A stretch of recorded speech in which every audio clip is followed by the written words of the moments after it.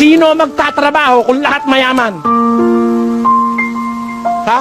Eh, milyonaryo ka, milyonaryo ako. Ba't mo patakalkal sa akin yung CR mo? Ba't ako magkakalkal? Eh, mayaman ka, mayaman din ako. Kaya bakit? Mahirap kasi kung wala akong pera. O di may balance. Parang ganito yun eh. May nagtanong sa akin, Brother, ba't naman ang Diyos akala ko ba pag-ibig? Ba't hindi tayo pantay-pantay? Abay, pagka-pantay-pantay, hindi siya pag-ibig. Bakit? Ay, tanong nyo.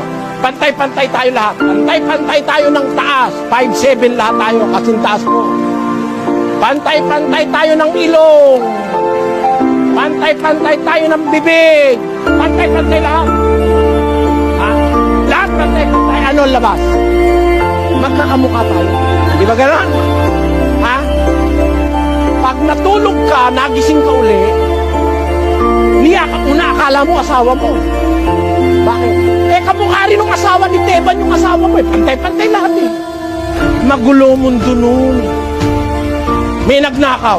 Hinabol ng pulis. Yun eh, nagnakaw. Eh, nakalingat yung pulis. Yung isa naman eh, kasi pareho ng itsura eh.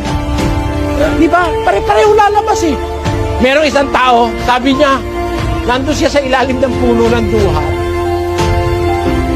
Papahangin siya, nakita niya yung puno ng kalabasa doon. Ang lalaki ng bunga ng kalabasa, gapalanggana.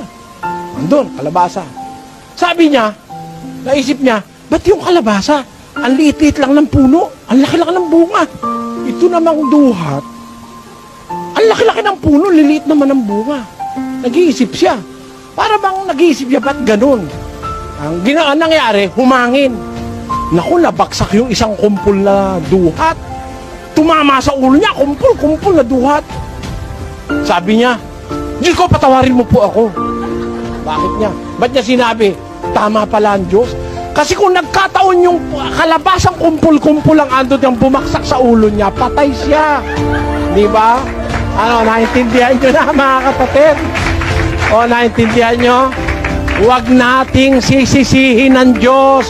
Huwag nating kukwestiyonin ng Diyos. Let us not question God. Let us study the wisdom behind each creation. Why? There is a reason. Why are my eyes dim? Because if they were there, it will be awkward. See? Why is your anus there? Why is it not placed here? It is very awkward if your anus will be here. So, the best place for your anus is there really. It is covered there. It will not harm you. See? Huh? Your eyes are there because this is the best place that the eyes should be. What God have made is the best. We have no business questioning Him. We must not question Him.